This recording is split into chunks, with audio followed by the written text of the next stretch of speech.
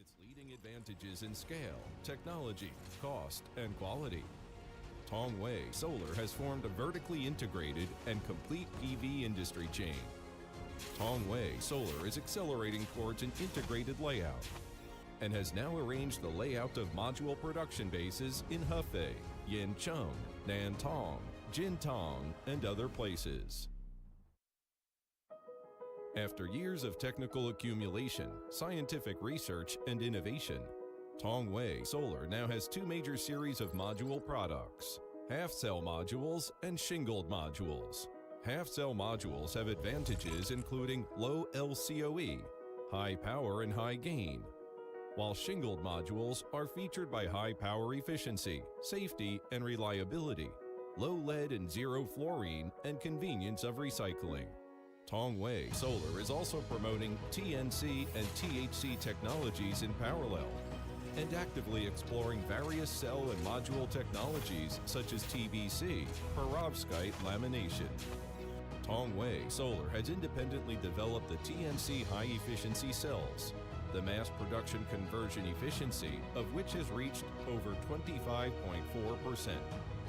Among the leading manufacturers that have taken the lead in entering the HJT field, Tongwei Solar's HJT cells have achieved a maximum R&D efficiency of 26.07%.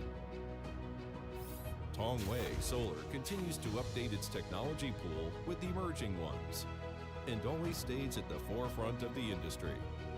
Ranking on the Tier 1 list, it has currently obtained national and regional certifications in major markets such as Australia, Japan, and France.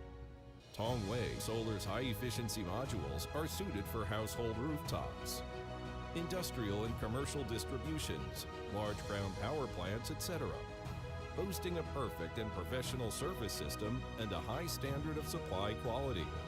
Tongwei Solar can meet global customer needs in all respects.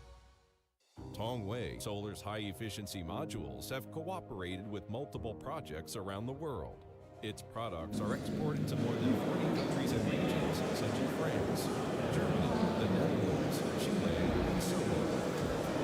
Carbon peaking and carbon neutrality goals have become a global consensus.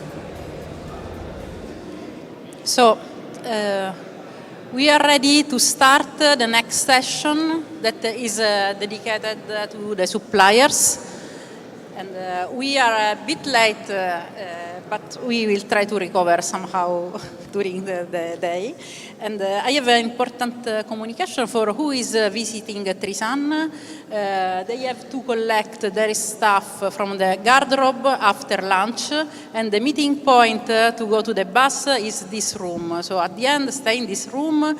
You will be divided in 4 groups to go to the bus and then in Trisan. So we can start this session with the first speaker is Jan Krasman from Singulus Solar. Welcome. The floor is yours.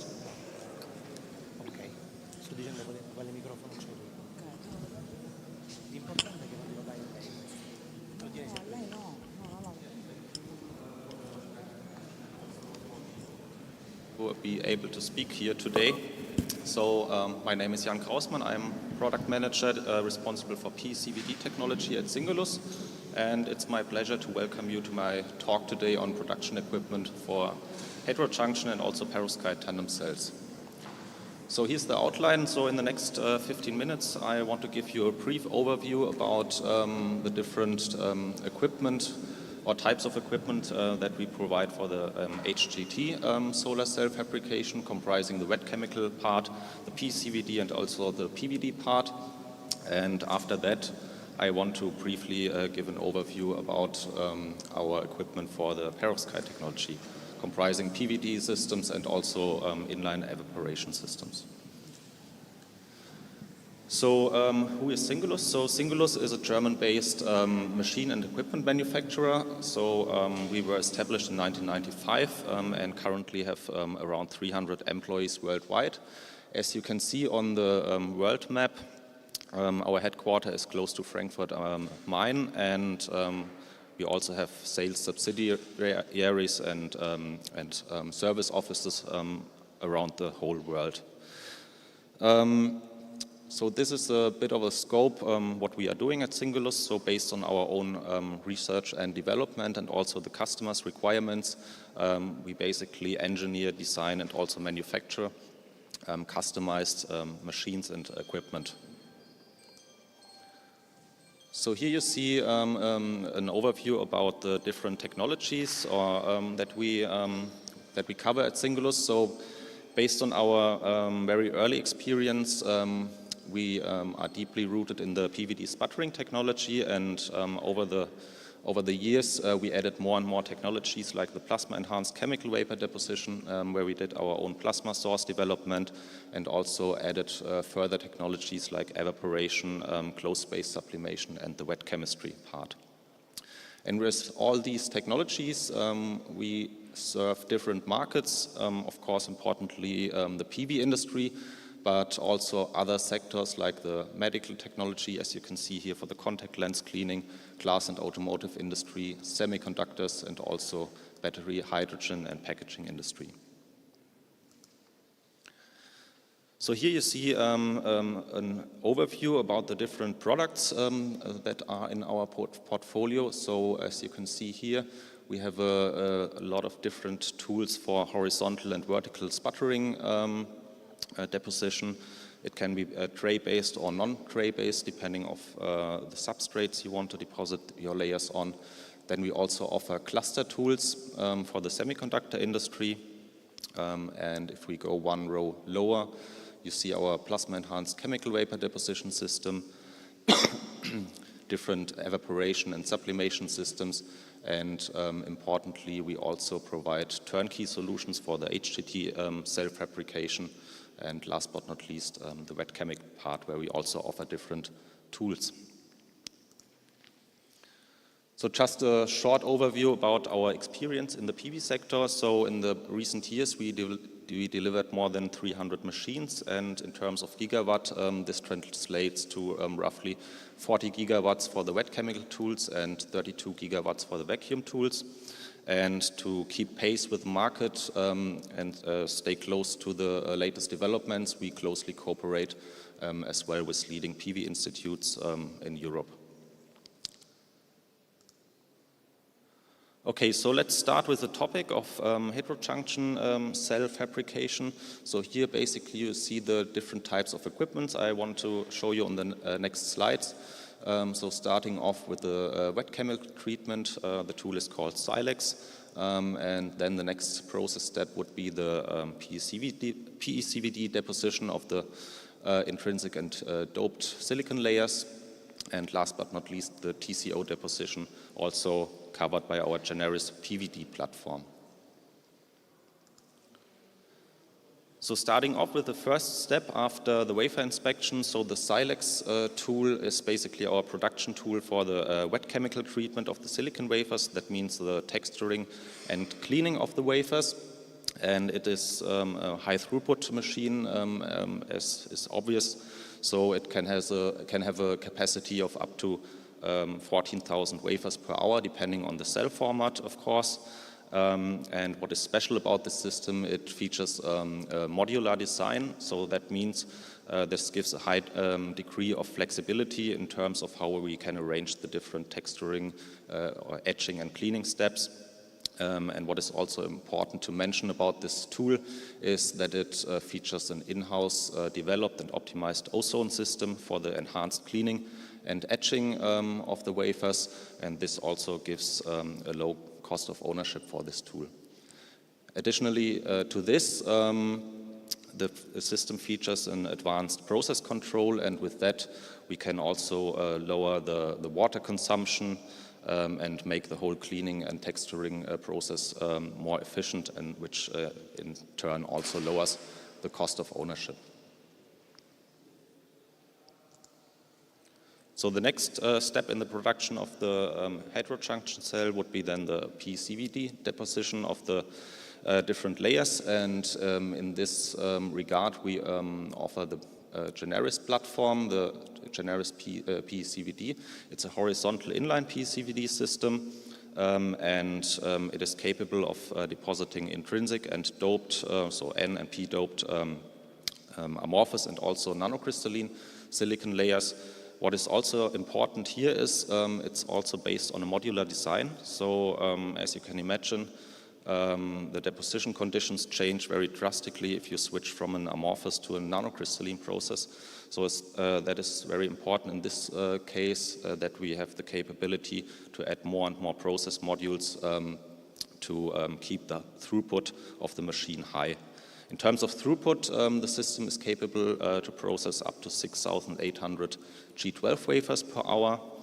And the speciality about the Generis PECVD, as I mentioned in the beginning, we developed our own plasma source for the PECVD process, which can be run in different modes. That means ICP and CCP mode, so inductively and capacitively coupled plasma mode.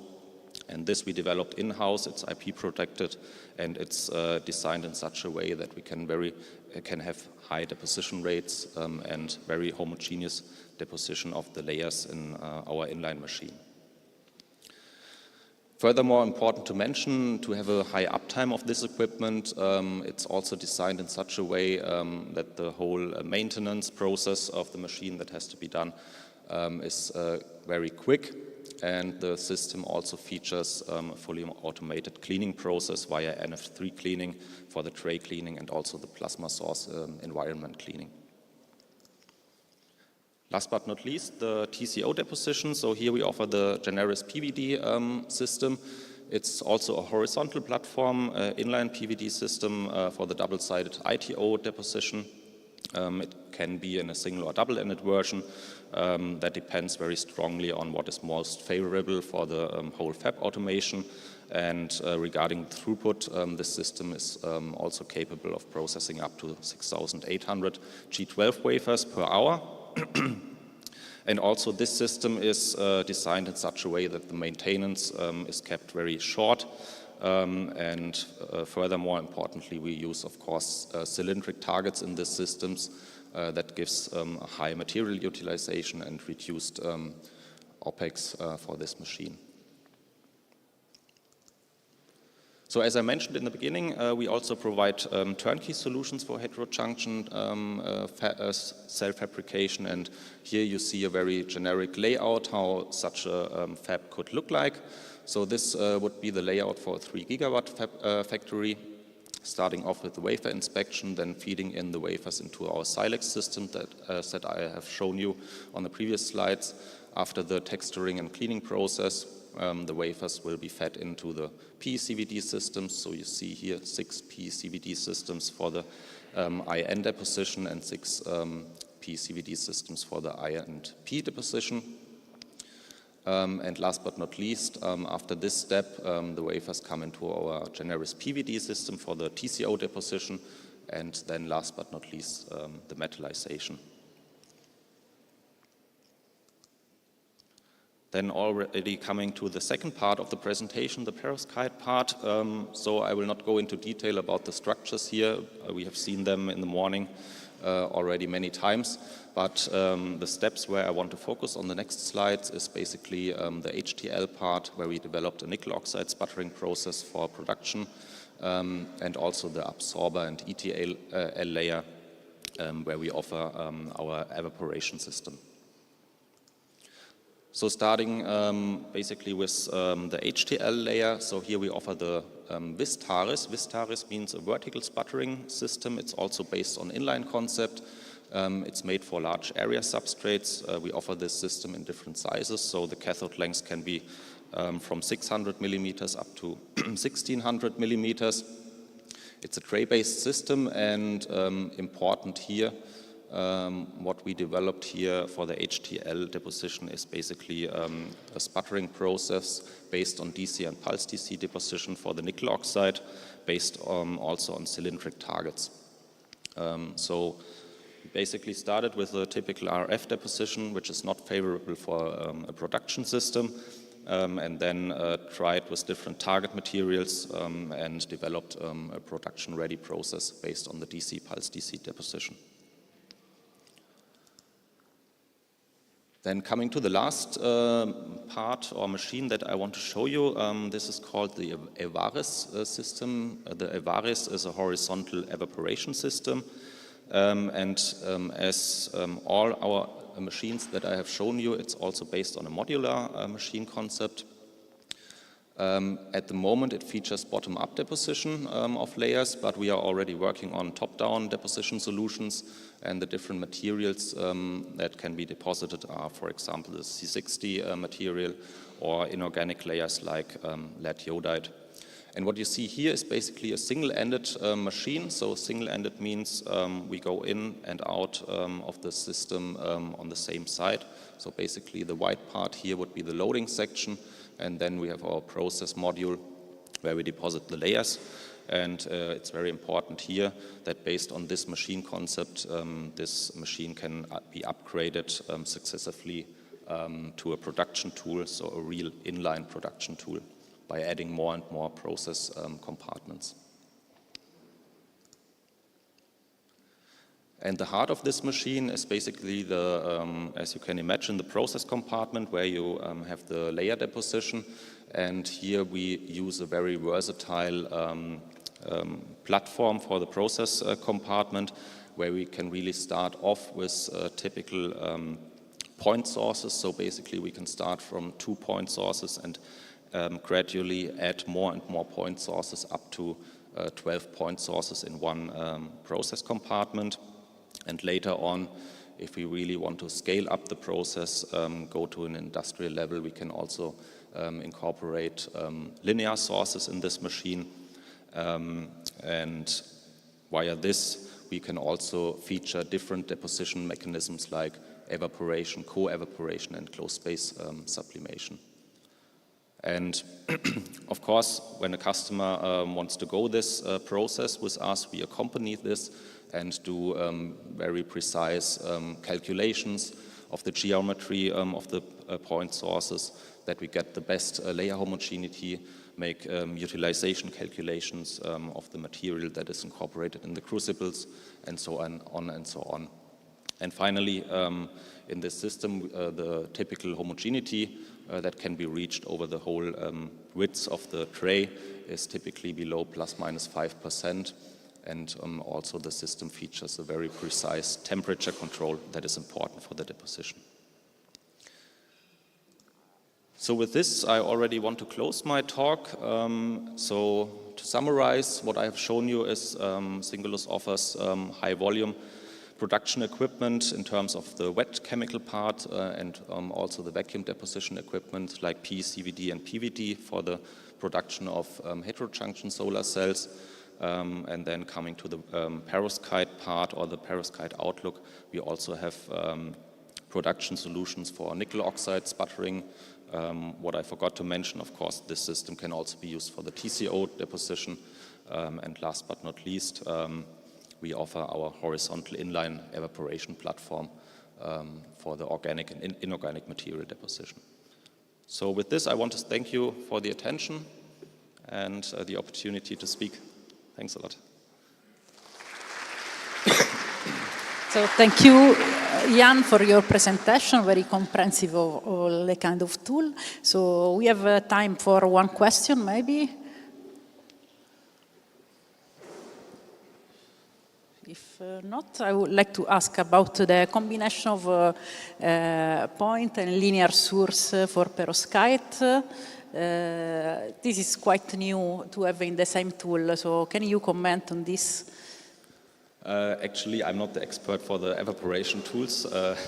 We had it, but actually the combination of the point sources gives us the opportunity by optimizing the geometry to have also co-evaporation processes, and later on with this design coming from 2 point sources to up to 12 point sources, we can really scale up the process and make the next step to the linear evaporation sources.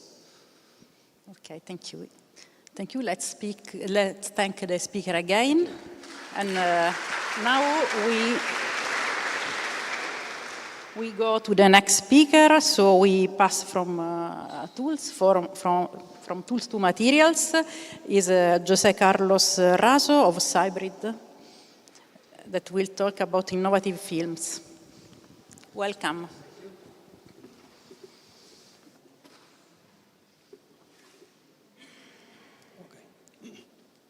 Hello, everybody.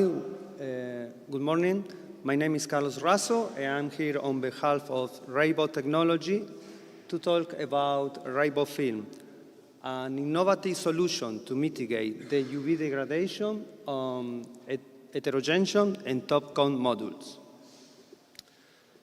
So let's talk briefly about the innovation of the technology and the degradation caused by the UV light. The PV industry is constantly evolving to new technologies, and with the advent of heterojunction and TOPCon technology, the solar industry is moving toward higher efficiencies and performances. However, the particular structure of the heterojunction and TOPCon presents new challenges, particularly in terms of environmental durability. Cybrid Technology, an industry leader in the encapsulation solution, has developed Rainbow Film, an innovative specialized encapsulation solution that mitigates the UV degradation, offering protection against the moisture, the thermal stress by offering increasing the outpower by 1.5 to 2%.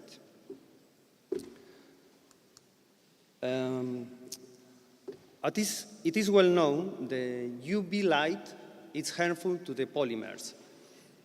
It can cause the polymer change to break, free radical formation, and deteriorate the mechanical properties. This degradation reduces the mechanical properties, and it's able to rendering the materials useless over the time. The photoluminescence material is able to convert the UV light going into cascade emitting blue light by increasing the efficiency 1.5 to 2%. It is able to convert almost the 100% of the UV light into blue light, increasing the durability, the reliability of the modules over the time. This is the wavelength of the UV conversion agent, which is, this is the wavelength of the UV conversion agent, which it can convert most of the UV light. Actually, the quantum rate is over 96.5%. So therefore, we can say that the UV conversion agent is able to reduce the damage caused by the UV light and increasing the lifespan, and therefore it's quite stable. This photoluminescence material is able to keep a high value and the performance over 50 years. The molecular structure was developed by the Dr. Onouchi Hisanari, then was patented by Nitto Denko in multiple nations, including China. Cybrid started to develop the Rainbow Film on base of EVA and POE, supported by the Nitto Denko, exploring the market across the world. Then Nitto Denko began to sell and to supply the Rainbow Film on POE to Chosu Industry in Japan. Nitto Denko sold all the patents to Chosu in 2017, and then Chosu started to produce the UV conversion agent based on POE film by itself in Japan. Since 2020, Cybrid started to produce and promote the rainbow across the world, supported by CHOSU. Since 2023, Cybrid started to produce and promote the UV conversion agent exclusively across the world. I want to point out that this is a patented product. Actually, Cybrid technology is the only encapsulation producer which is authorized to produce the UV conversion agent according to the original formula. We know that other companies are producing UV conversion film, but it is dangerous by reason of low and reliability. Okay, this is the UV resistant assessment, which shows that the UV conversion agent keeps a high level of physical properties after more than 2,000 hours. Actually, the decay is less than 0.1%, and it can be calculated that the UV conversion agent lost less than 2% after 50 years. Once again, it's confirming the stability, the durability of the material under extreme testing conditions. This is the UV resistant assessment, which confirms that the material keeps a high level of transmittance over the time and showing no decay in again, under extreme environmental conditions. This is the graph about the damp heap test, which shows that the UV conversion agent is able to keep a high resistant value against the moisture and the temperature stress. Actually, this is, it is over 2,500 hours of the damp heap test. This graph shows that and confirms the outstanding characteristic of the material over the time and the correlation between the light conversion film and different values of density on the sunlight and different environmental conditions. Okay, for heterogeneous modules. As we can see, the rainbow film is able to, in a 1 month test on sun exposure, the rainbow film keeps an initial high level of outpower compared with other current existing technologies. For example, with the high transmittance film, which has a high initial level, but it drops rapidly after some exposure. The UV cut film wastes the UV light, so the power is always at low level. With the rainbow film, again, it's able to keep a high level since the first stage and keep the performances for a long time. And again, the rainbow film technology is able to increase the performances by 1.5 to 2% per module. This is the UV reliability test, which shows that the material can keep and maintain its properties for a long time. Actually, this is after 3 times longer than the ESC standard, and we can see that the value of the UV conversion film is close to the UV cutoff film, which can actually ensure the protection and the durability against the UV light. Here's another comparison from Huasan, as we saw their presentation yesterday. So basically, the UV conversion film has the shows the same decay as the standard UV cut film. However, it's, okay, so has the same decay, which means that it can ensure the durability against the UV light. However, it keeps a high volume, increasing the output power of the modules. So we can say that it's able to protect the heterojunction technology at the same level of the UV cut film, increasing the durability, the reliability, and enhancing the power of the modules.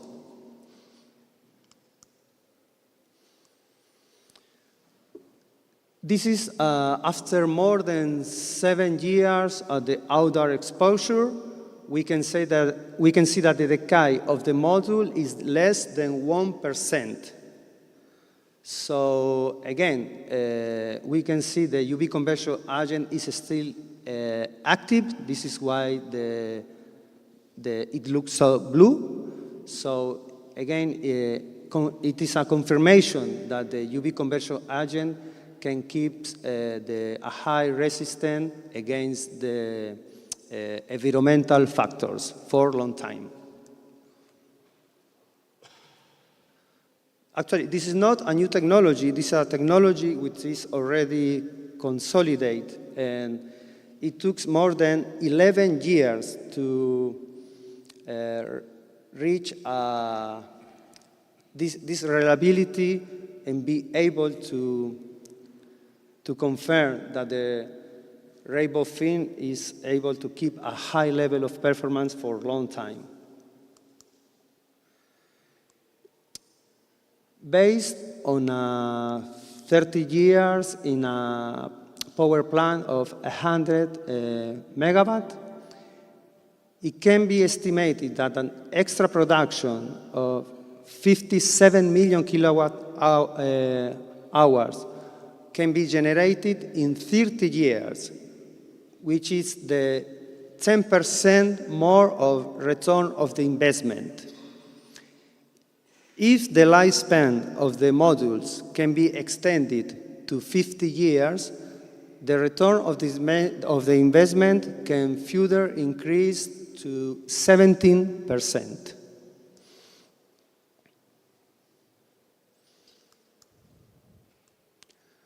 Okay. Cybrid is fully convinced that the UV conversion film will be a standard for the heterojunction technology. And we are fully convinced that the special characteristics of the module also support the success of Huasan, which is our main customer, and they are leading the heterojunction market globally.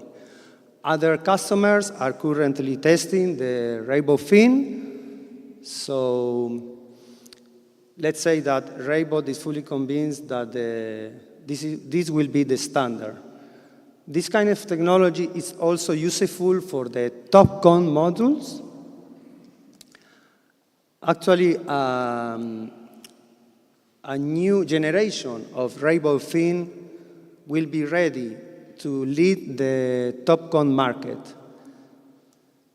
The UV technology, the UV conversion film technology, will be also useful for not only for the TOPCon, but the derivative of the UV conversion agent will be also applied to the perovskite technology. Okay, the Cybrid R&D department is still working on upgrading the UV conversion film to be used on TOPCon technology. Cybrid was founded in 2006. Cybrid founders were experts on Japanese industry polymer.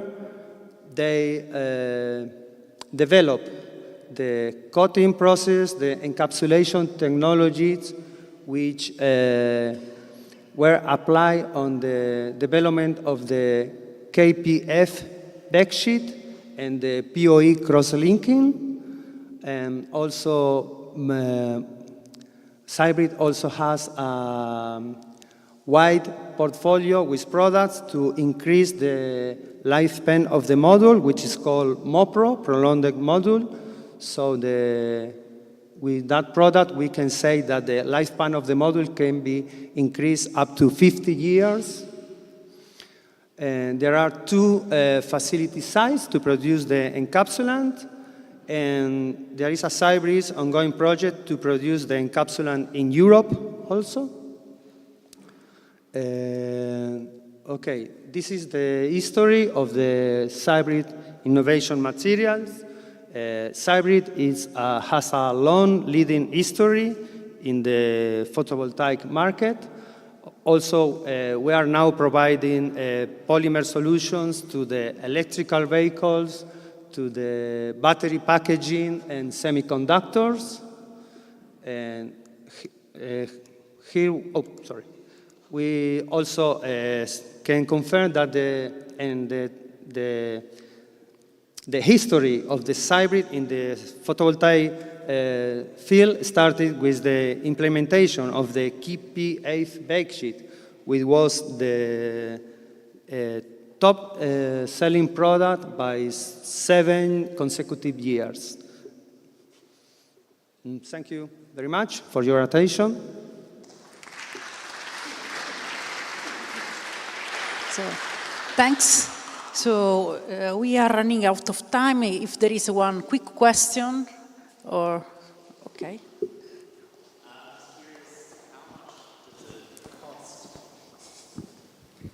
What's the cost of the film relative to a competitor film that doesn't have the UV down conversion? Let's say that if the cost of the standard encapsulant, let's say it's around $1 US, the cost of so the technology can be well implemented in any kind of encapsulant. So you can apply the Rhebo technology to the PoE, EVA, EPE.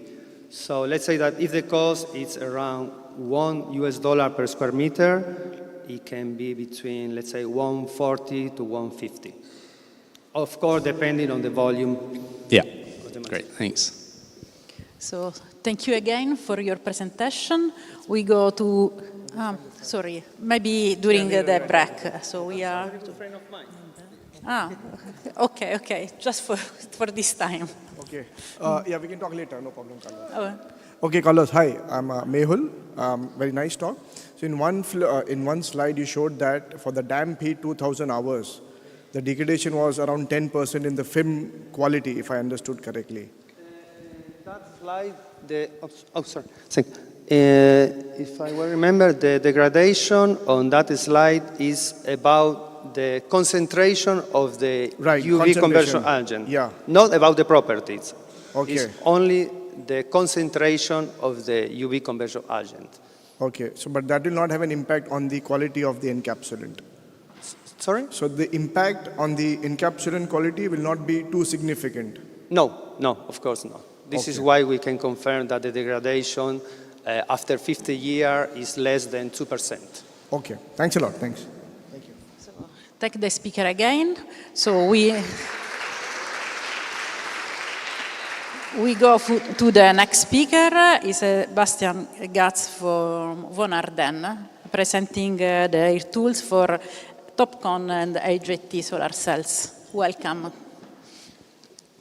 Thank you, Marina, for the nice introduction, and thank you also for having me for presenting Von Arden cost-effective vacuum coatings on gigawatt production.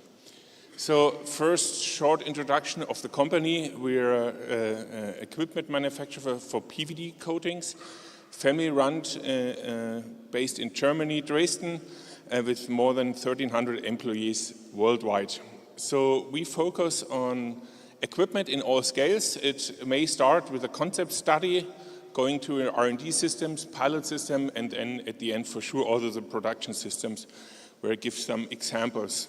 For sure in this talk I focus on photovoltaics applications, but we are, with our coating competence, we are tackling global challenges in different industry, also smart glass, architectural glass, fuel cells, batteries, so a broad portfolio. But when we're focusing on photovoltaics, I come to a minute. So you see our headquarters is in Germany. We have 7 entities around the world with more than 1,000 installed equipment worldwide in more than 50 countries. We are benefiting from global supply chain, which is integrated for the different industries. So again, when it comes to photovoltaic mass production equipment, we sold more than 300 of these systems, let's say globally distributed over US, Asia, and Europe. And when it comes to technology, we provide more than 35 gigawatt for the N-type crystalline silicon solar cell community and more than 37 gigawatt for the thin film applications. The left-hand side, you may well known the learning curve for module price as a function of the cumulative shipments. And you see in the last almost 50 years, the module price dropped by a factor of thousands. How equipment manufacturer contributed it, we look here on the right-hand side, the average capacity of the von Ardenne equipment, which we sold in the last, let's say, 24 years. So starting 2000, we're talking about mass production, roughly a good 1 megawatt. It was at this time a mass production. These days, we're providing equipment and with more than 1.2 gigawatt. And this is independent on the technology, is it crystalline or thin film photovoltaics. So here is an overview of our, let's say, equipment portfolio. On the really left-hand side, it's the crystalline part. I come to this in a minute.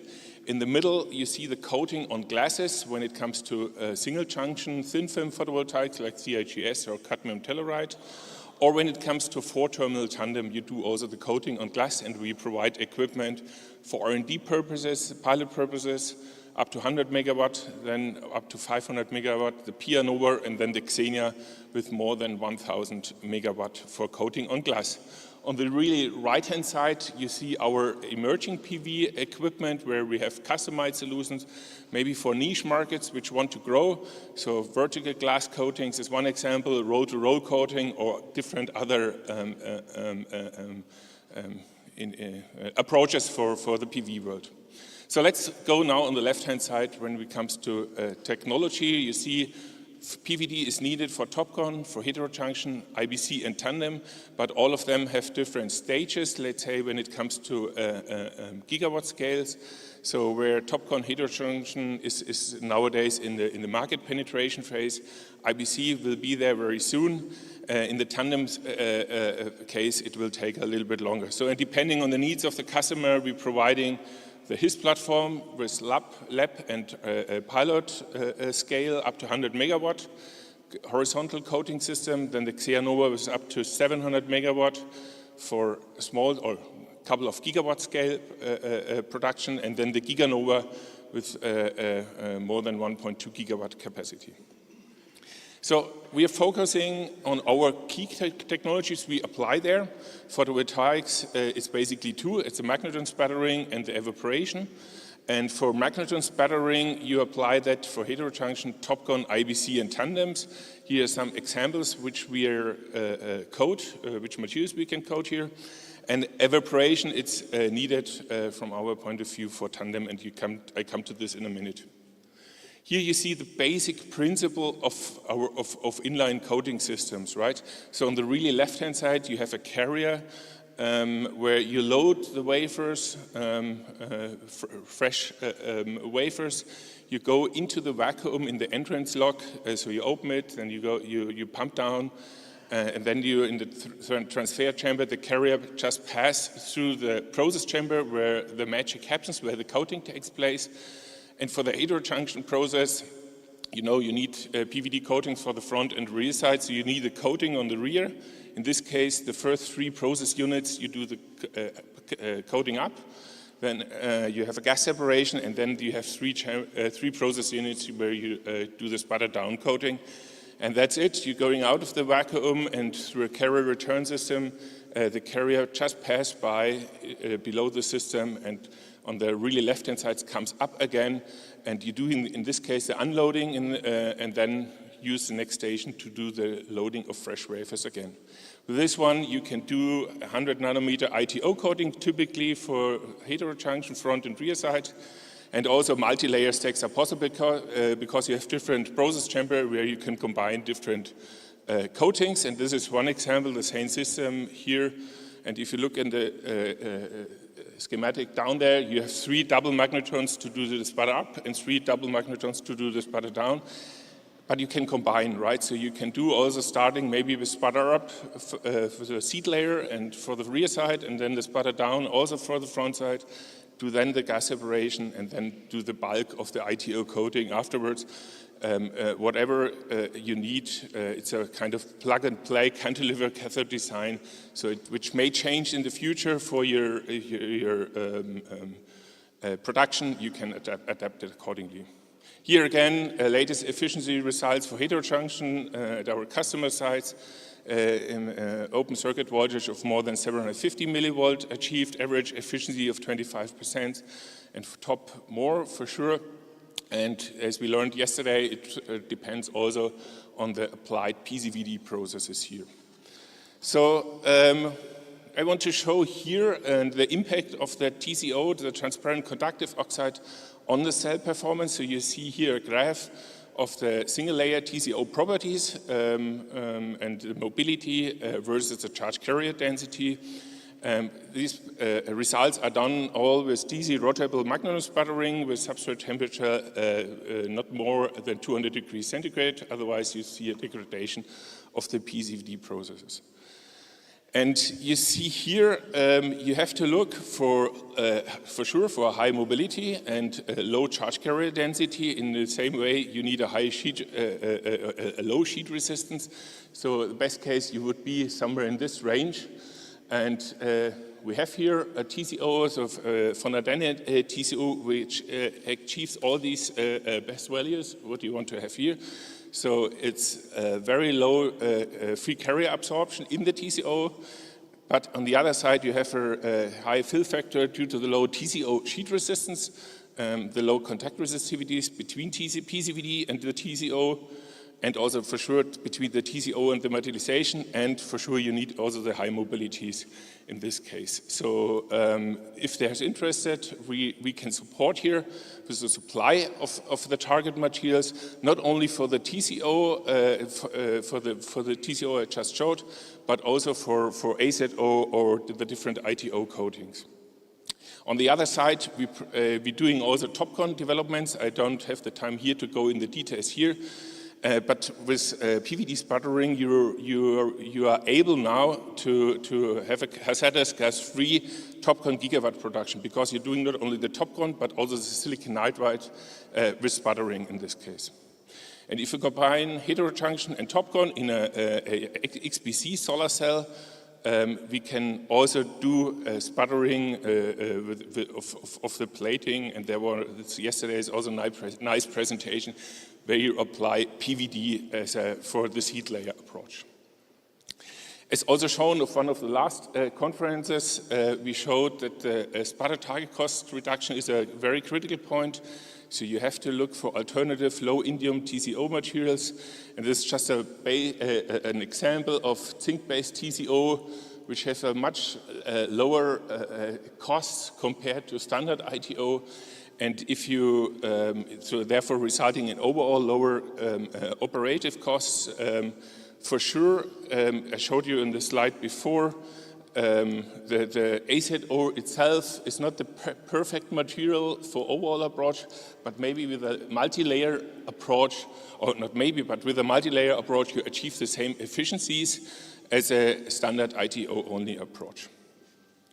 Here, just as an example of the copper plating technology and the big potential to decrease the cost from silver going to seed copper plating. And what we showed before, that there's a lot of work done on the adhesion, because for the seed layer it's very important to have a high quality interconnection to the cell. is approved by different institutes and nowadays demonstrated already in gigawatt, multi-gigawatt production. Last but not least, I want to give you also an update about tandem devices. We believe and we strongly believe in this technology, and we believe that also PVD processes are the right ones to tackle the challenges which are left here. So here you see the structure of a tandem device. You start with a silicon-based solar cell, maybe, but also you can go for CIGS and perovskite as a base layer, and then you have the recombination layer, the HTL, the perovskite absorber itself, the ETL, and the TCO and the metallization. And some of them, maybe all, can be done by PVD processes. For sure, nowadays we're talking about pilot production scale, but we, as an equipment manufacturer, working also to guide the way to a gigawatt scale. Here's an example of the thermal evaporation processes. For sure, point sources are good in the lab to basically provide basic information, but we believe you need to scale it in a linear way to bring it to industrial production. It covers a wide range, this linear evaporation for the different materials. You see here a couple of examples where you may use low temperature evaporation for some materials, for others medium temperature evaporations. Here we have the solution available. For the high temperature approach for LIF, it's not established yet. However, we show that the uniformities with linear evaporation sources up to 1.5 meter in the width gives you 1.5 and less inhomogeneity, so the homogeneity topic is solved. And therefore, we solved also the topic about campaign times. So we are always looking on the productivity to bring this to mass production. And here, again, some example of the dynamic deposition rates of different materials, organic and inorganic materials. And you see by increasing the temperature, you have an exponential increase of the dynamic deposition rate. And for sure, for mass production, you want to have a high deposition rate. So therefore, it's very important to have a precise temperature control. And yeah, what we also see, and I cannot go here in the details, that the dynamic deposition rate has no effect on the uniformity of the coating. So either if you do a slow coating or a very fast coating, we're always below 1.5% over the 1.5 meter substrate, which is compatible with the platform of giving you 600, 700 megawatt capacity. Linear evaporation has another big advantage when it comes to coating. You can do the coating for bottom up, but also for top down, which is from our point very important. If you do the coating on the top of your solar cell, that you coat really 100% of your front side. And therefore, you can do both bottom up, top down. And you can do it in a sequential way, so no mixture of the different materials, but you can do it also intentionally mixture by co-evaporation with 2 different materials, but you can do it up to 4 different materials with different angles that you can combine the different materials on your substrate. Yeah. This brings me to my summary. So I showed you before that the production of the PVD equipment continuously increased in the couple of last decades. Nowadays, with more than 1 gigawatt per equipment. In the heterojunction world, efficiencies of more than 25% are there. And with the new von Ardenne TCO, there's a less free carrier absorption and increased fill factor achieved. And on the other side, on the outlook, R&D pilot production tandem is shown. We have the PVD technology for scaling this technology to megawatt, from megawatt to gigawatt. Thank you very much.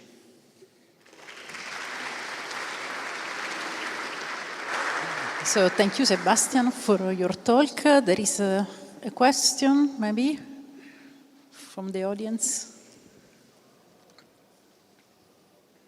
Everything was very clear, Sebastian. Congratulations. Thanks. So we keep maybe time for we have time later for other questions. Maybe we go directly to the next speaker because we are very late. So the next one, so let's thank Sebastian again first.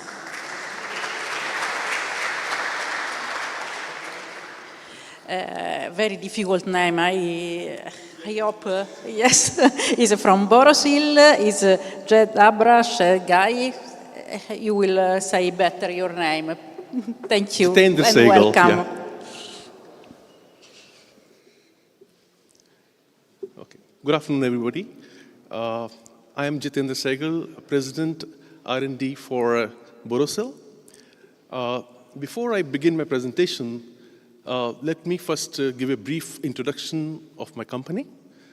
Borosil is India's first solar glass maker and world's largest non-Chinese glass maker. And other than that, Borosil has a plant or a company in Germany called GmbH, Glass Manufacturer Brandenburg, in Schönitz, Germany. And this is the only solar plant in Europe. Coming back to my presentation, the title of my presentation is Antimony-Free Glass in Solar Modules. As you all may know, that antimony is a poison and must be avoided in glass. So therefore, antimony is not only a dilemma for glass, I think it's a dilemma for the world. How? Let's check the China case and case study, yeah? China is the world's largest antimony producer. And with 48% of global output. In China, super large, and medium-sized antimony deposits are in Guangxi, Hunan, Yunnan, and Guangzhou provinces. Due to antimony mining and smelting, large quantities of antimonies have been released both in soil and water. To give you just an idea of the contamination that has been set by global standards, for example, Environmental Protection Agency of the United States has set a upper limit for antimony contamination in drinking water to be 6 parts per billion. And due to the melting and smelting of antimony in China, as high as 2,000 parts per billion of antimony was found in soils near the mines. This is about 350 times more than what the EPA standards have been set. And water near the proximity of the mining and smelting areas had an antimony concentrations of 29.4 ppm, not ppb, which is almost like 5,000 times more than what the EPA standards have been set. Because the soil was contaminated, so therefore rice and plants from the contaminated soils accumulated antimony as high as 144 parts per million, which is almost like 24,000 times more than what the EPA standards have been set. And these also, of course, affected the fisheries equally, thereby threatening the health of human beings living near the contaminated areas. Before we examine why we are putting antimony in glass, let us first understand the requirements from solar glass. Solar module has simple 3 asks or needs. Operates between wavelength of 400 and 1100 nanometers, and requirement from solar glasses that the optical transmission must be greater than 92% between 400 and 1100 nanometers, which means that no component of glass should absorb light between this critical wavelength range. Unfortunately, some components, especially the silica in glass, carries the impurities with it, and that impurity is iron.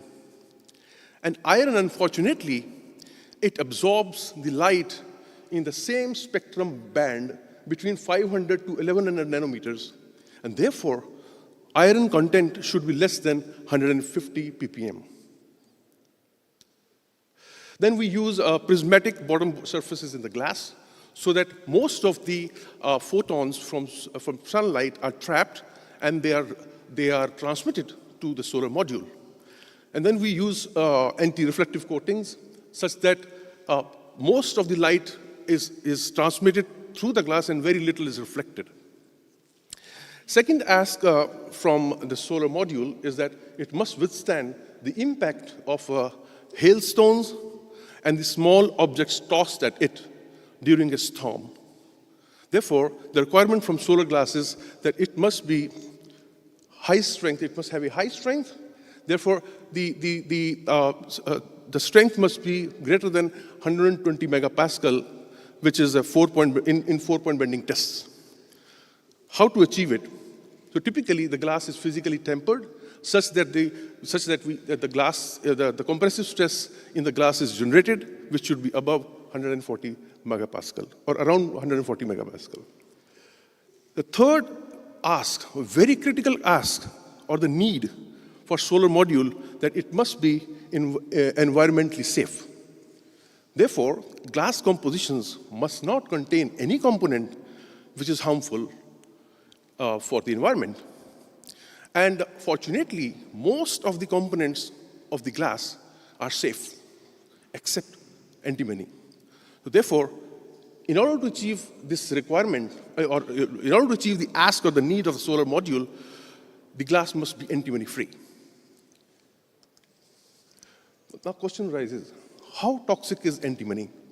Like I mentioned earlier, for drinking water, EPA has set a standard of not more than 6 ppb of antimony in water. And then, according to EPA, the maximum tolerable concentration of antimony in residential air is 0.018 parts per billion, and in industrial air is 0.073 parts per billion. The reason it is because antimony is carcinogenic, it causes cardiovascular, gastrointestinal, and respiratory ailments. Other than that, DNA damage and related birth defects are there. Why it is so?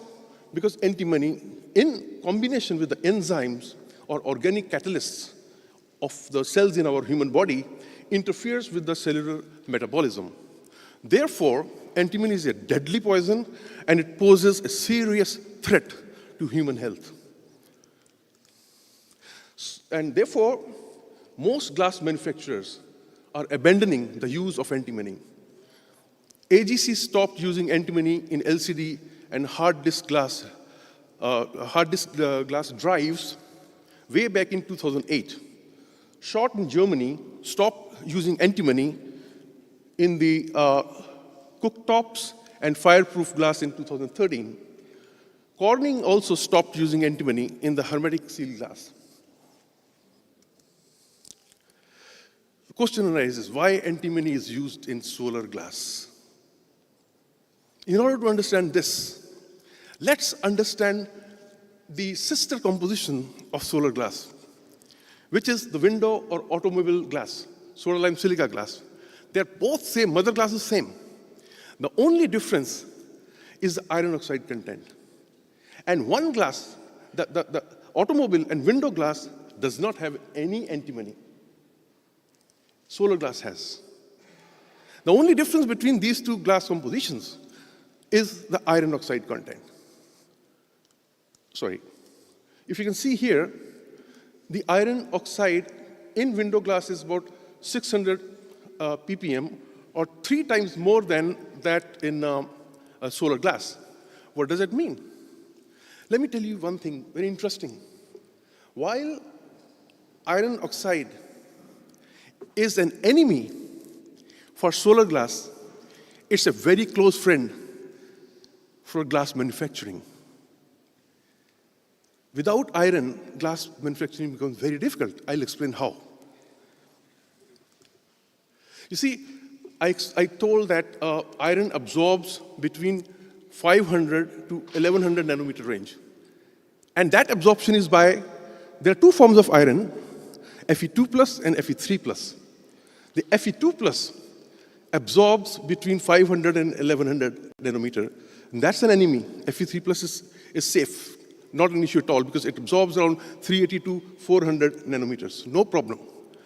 So therefore, if you have iron, and increasing temperature always favors reduction, which means increasing temperature will shift iron from Fe3 plus to Fe2 plus, which means that if you have enough iron in the glass, when you are melting the glass in the furnace, and you are using those burners from top of the glass melt, which contains natural gas and oxygen or air, we are transmitting energy from the burners to the glass melt through radiations, infrared or IR radiations. And when the iron is enough in the glass, there's no problem. The radiation is absorbed, glass is melted very easily. But if iron content goes down, that radiation is not absorbed, glass becomes very difficult to melt, and viscosity of the glass goes up. Now you're using the batch, which has the raw materials, which decompose to give you bubbles. And those bubbles in high viscous glass are not able to get released, they get trapped. And this removal of bubbles from glass is called, in glass technology, refining. So refining becomes extremely difficult for a glass in which iron content is lowered. So what to do? How to improve the refinability of glass? You can choose refining agents. For a soda-lime glass which has enough iron, not an issue, they don't have to use antimony. They use refining agents like sulfate under mild reducing conditions. Sulfate works under mild reducing conditions, which means that for soda-lime glass, the iron will convert from Fe3 plus to Fe2 plus if we use sulfate reducing refining agent. But we cannot use for solar glass. Because if we do that, we will be creating Fe2 plus, which absorbs in the wavelength regime, which is bad for solar efficiency. What to do? We need to find out a refining agent which can release oxygen. And that refining agent is antimony. Therefore, antimony is used. When it is used, what it does is, at a high temperature, it releases oxygen. Oxygen goes into smaller bubbles, which are decomposed by the batch, and those bubbles become very large. And by Stokes' law, therefore, the velocity increases and the bubbles get released from the glass melt. And also this oxygen, what it does is, it converts the Fe2 plus into a friendly Fe3 plus. That's why antimony is used in solar glass. So typically, it's about 0.18 to 0.19%. Now, the glass has antimony. And then end of life of solar module comes. What will be the potential environmental risks if the glass contains antimony? With an expected life of the solar modules of 25 to 30 years, IRENA expects global cumulative PV waste will increase from 4 million tons in 2030 to 50 million tons in 2040, and more than 200 million tons in 2050. Glass waste from this overall waste will be about 75 to 96%. What is the end-of-life solution for solar modules? Until recycling begins. So far, there is no recycling. Today, what we do, crush the waste, compact it, use in a landfill. Therefore, leaching behavior of antimony in a landfill has to be understood. So Borosil conducted the leaching test at Fraunhofer and IIT Mumbai for examining the potential environmental risks antimony can cause. What we did was, we had 14 kilogram of glass cullet, which had 0.19% antimony oxide, and it was immersed in 5 liters of distilled water in plastic containers. These containers were kept under the open sky to simulate the actual conditions in a landfill inundated with water. Within 24 hours, 100 ppb parts per billion of antimony had leached out of the glass versus 6 ppb set by EPA. Therefore, antimony leaks like sugar from the candy.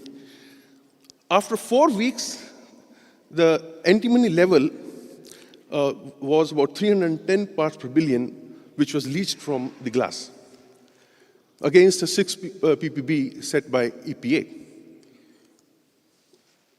So, the havoc antimony can create because of the leaching motivated our scientists at Borosil to start thinking of creating a glass which was antimony-free.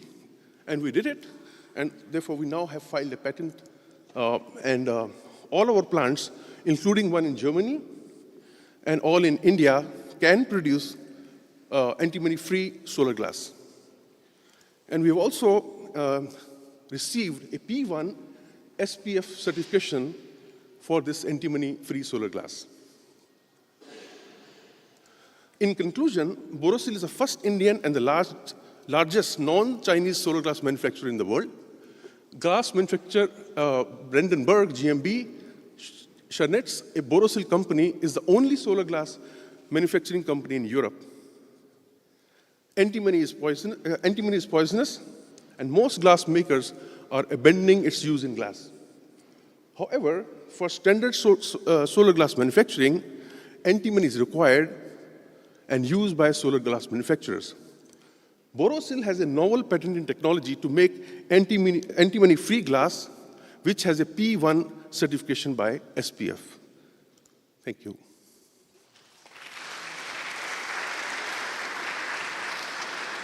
Thank you for your presentation. We have time for one question.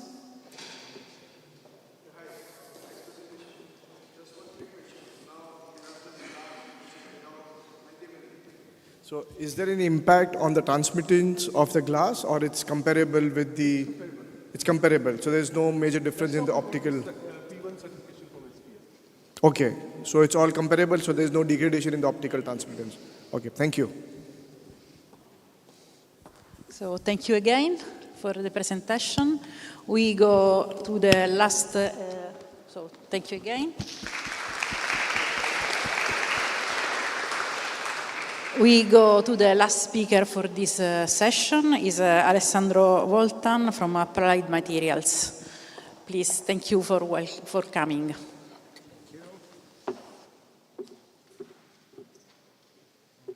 Okay, so here I am. So good morning to everyone. So I am Alessandro Voltan from Applied Materials. So today I'm going to present this presentation about the advancement in the heterojunction manufacturing technology, and I will focus basically on the back end of the line. So, I divided the presentation in 4 parts. The first one is an introduction of Applied Materials and the heterojunction portfolio. Then I will focus on the metallization solution and the new developments, and especially, again, in the back end of the line.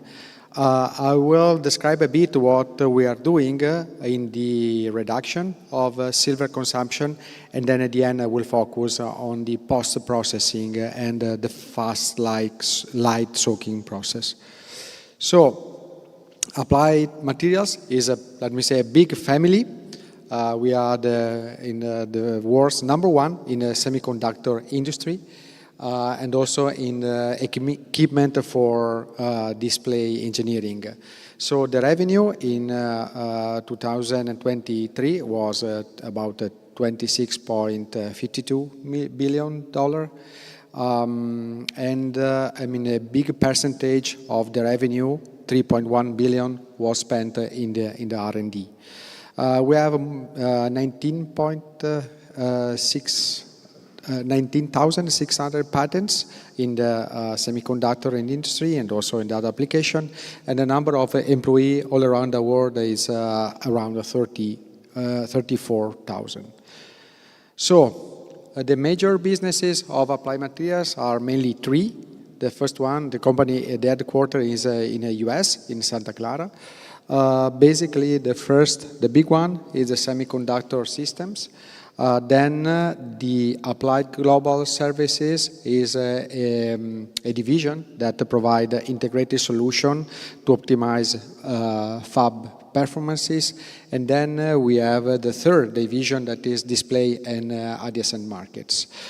So as a solar equipment provider, we are part of the Applied Global Services that is called AGS.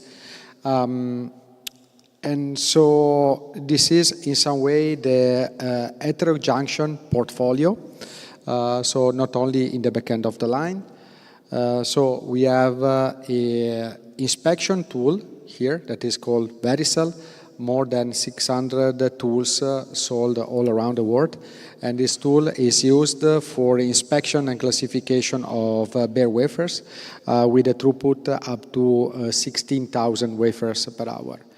Then we have tools for PECVD, and this technology is proven in a display, so we are using the same technology coming from the display equipment. This is the generation of 8.7 with a 600 megawatt inline cluster. The third area, this one, is the factory automation, where we provide solution, automation integration for all the factory automation, and also we do a large use of artificial intelligence for data management and overall capacity improvement. And then the last is the metallization. So basically we cover these 4 steps in the production chain. So let's move to the analysis of the metallization solution. So here mainly this equipment is designed here in Italy. Our facility, the design center, is based in Treviso here in Italy. So for the back end of the line, we provide tools for, let me say, different steps. So the first one here is the metallization, is the screen printer tool. Then we have oven for the paste drying, curing, then the light soaking tool. I will describe more the tool in the next slide. We have our own LED solar simulator that is a LED based IV flasher. And then we have a lot of embedded metrology tools, like our post-print inspection tool, the 3D profilometer, and the data management tool that basically collect the data from the metallization line and give, in some way, the customer the idea of what is going on and what is not going on. So all these tools are available for silicon heterojunction cell and also for TOPCon. What is, in some way, the new element, the new equipment that we have been and that we are still developing now is the platform for the management of native ALF cells. It's something that in some way we are developing for both the printer and especially for the light soaking and the solar simulator. We have to integrate the existing technology with in some way additional features. For example, for the solar simulator, we are capable to measure 2 half-cut cells simultaneously and independently. Moving forward, okay, this is in some way the new screen printer for the half-cut cell. So the idea is shown here in this animation. So the concept of the new platform of the new printer is that we can in some way keep the same capability of a full wafer printing to half-cut simultaneously with the same screen. For sure, we have to address some challenges in terms of alignment performance and also in terms of cycle time. This printer is also available, suitable to manage ultra-thin wafer, lower than 90 micron thickness, and I mean the alignment precision that we can provide is plus minus 6 micron for the full cell and plus minus 15 micron for half-cut cells, including also the screen deformation. The same tool is very flexible because can be used for different wafer size and can be modified with a very, let me say, fast changeover time, less than 8 hours, and to be in some way moved from full cell to half cut without changing, let me say, modules, but just modifying some existing parts. Okay, so yesterday we have seen a similar slide from our friends of i-line. So we are working also on the parallel dispensing technology. Again, the idea is to move forward with a silver reduction. So we are integrating the not the full head coming from i-line, but just the technology in our platform.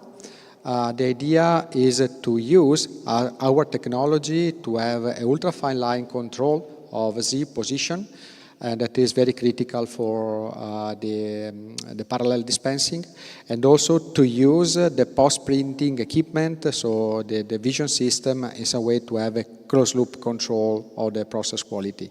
I got the information yesterday that we have been very successful in a continuous run. I know that the guys in the lab run more than 100 wafers in continuous way, so the project is moving very fast now with good results. At the same time, we're also working on the process improvement. Yesterday, we have seen a lot of presentation talking about the reduction and on silver content. We know that the cost of silver is increasing and will be very high in this year and the next year. So again, I think that everybody in this field are going to find solution to reduce the silver content. So in our lab, we are testing different pastes combination. I reported here just a test that we did comparing silver pastes and silver copper paste. This test was done with the idea to have a fair comparison between the two combinations, and so we used the same screen on the top and on the back side, and the same paste on the top and the back side, on the front and the back side for the two pastes. So the first one here is a paste with 94% of silver content, and the second one is a paste with a silver content of 42%.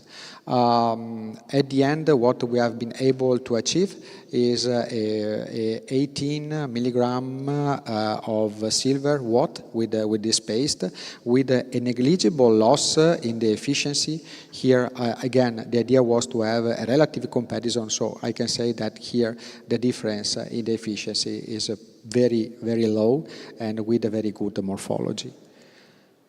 Okay. I'm going to move to the last session that is focused on the light soaking. So light soaking is a process that can provide an improvement, is a post-processing, so after curing and before the testing. It's a process that can provide an increase of efficiency on the heterojunction cell. In the literature, there are a lot of different processes aiming to achieve the same result.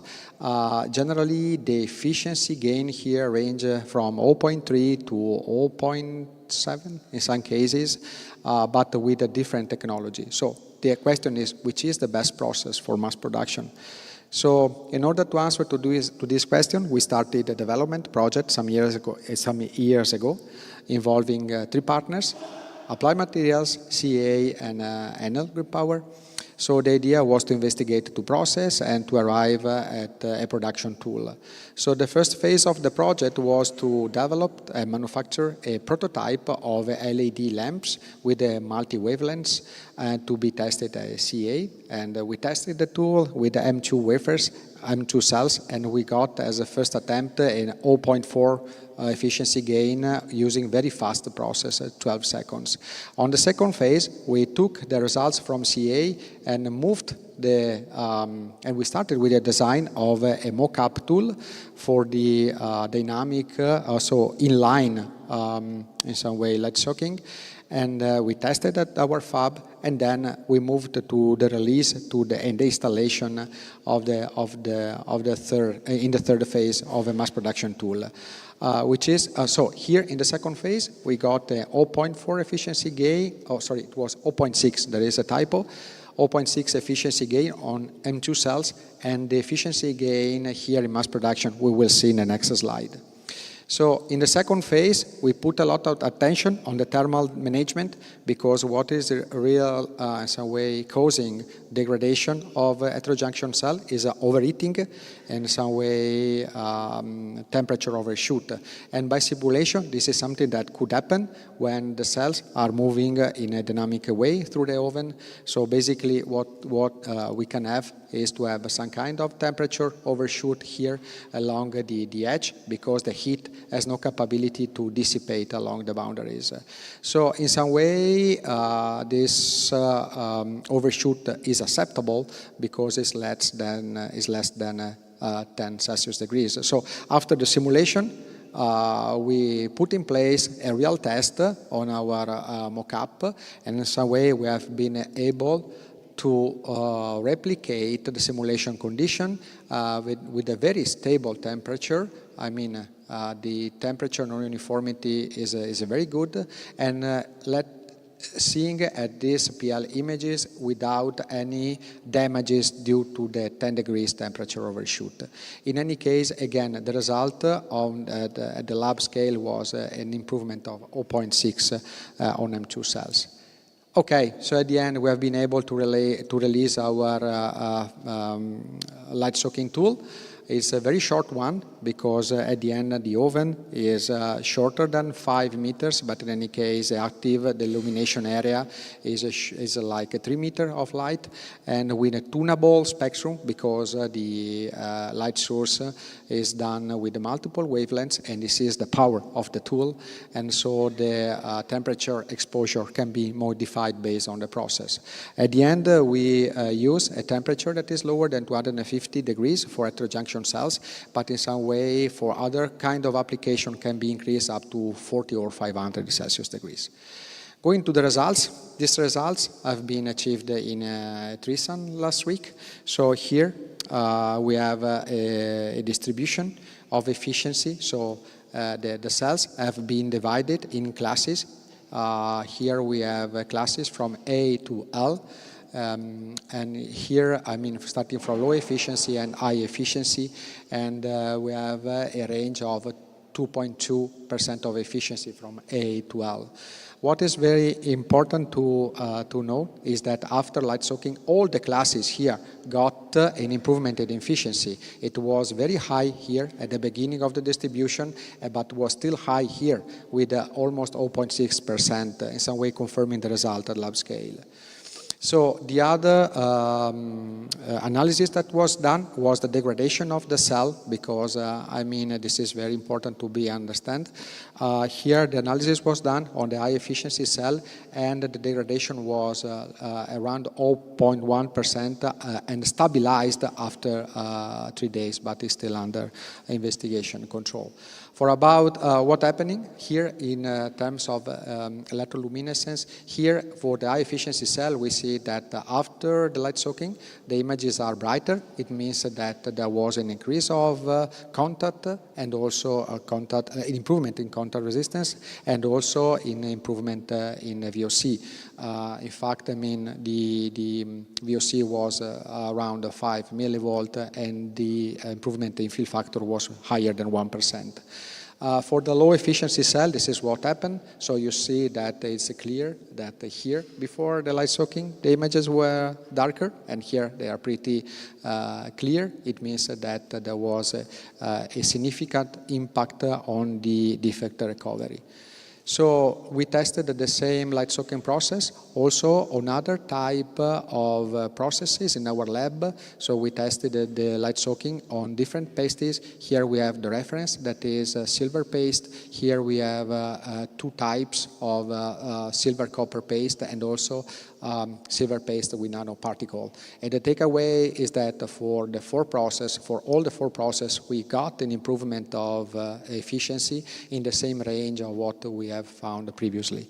So going to the conclusion, a little bit late. So we have presented the solution coming from Applied Materials for the heterojunction process, especially for the backline. back end of the line.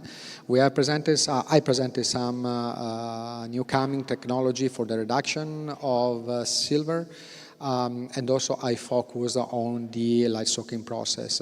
There are additional tests ongoing for the light soaking. I mean, we want to apply the same process also to other cell structure, like tandem cell or also top cone cells. So new data will arrive soon. Thanks to everybody.